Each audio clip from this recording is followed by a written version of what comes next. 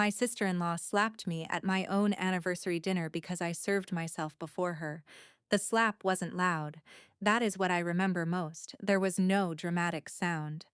Just the sudden heat across my cheek, the scrape of her ring against my skin, and then the silence that followed. I looked at her. She looked at me as if I had committed some unforgivable offense. "You forget your place in this family," she said. My husband sat beside me. He didn't move. That hurt more than the slap. Our anniversary dinner had been her idea, technically. She insisted that since we had been married for 15 years, the whole family should celebrate together. I had smiled when she said it. I should have known better. For years, I had learned the rules of my husband's family without anyone ever explaining them. His mother spoke first. His older brother was never contradicted. His sister-in-law, my sister-in-law, expected everyone to notice what she wanted before she asked for it, and I was supposed to adjust. I had adjusted for 15 years. That evening, when the food arrived, I was hungry, so I served myself. That was all. My sister-in-law stared at my plate. I didn't notice at first. Then came the slap. My hand went to my cheek.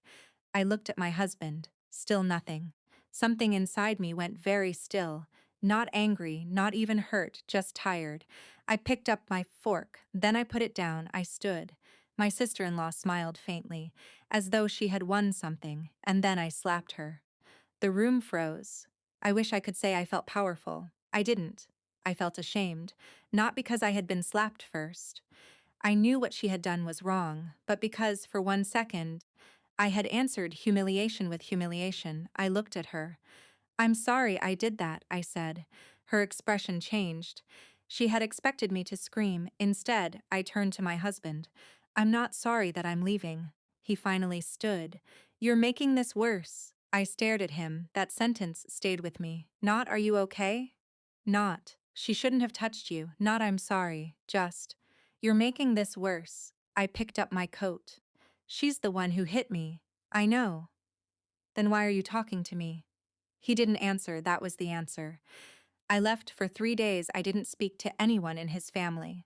On the fourth day, my husband came home and told me his sister wanted an apology. I almost laughed. An apology for what? For hitting her. I looked at him. And what does she think she should apologize for? He became quiet. I realized then that he had never actually asked her. He had simply accepted her version of the evening. That was when something changed in me. Not dramatically. There was no sudden clarity. I simply stopped trying to make the situation comfortable for everyone else. A week later, his family invited us to dinner. I declined. My husband was furious. "You can't avoid my family forever." "I'm not avoiding them." "Then what are you doing?" "I'm deciding where I feel safe." He stared at me. I don't think he had ever heard me use that word before, save. It made the argument different because suddenly, we weren't discussing whether I was being dramatic. We were discussing why his wife had been physically assaulted at a family dinner, and why his first instinct had been to protect the atmosphere instead of me. Eventually, he agreed to speak with a family counselor. His sister refused at first, then his mother called her. She came. She sat across from me, arms folded, looking irritated rather than sorry. The counselor asked her why she had slapped me. She said I had disrespected her. The counselor asked how. I served myself before her.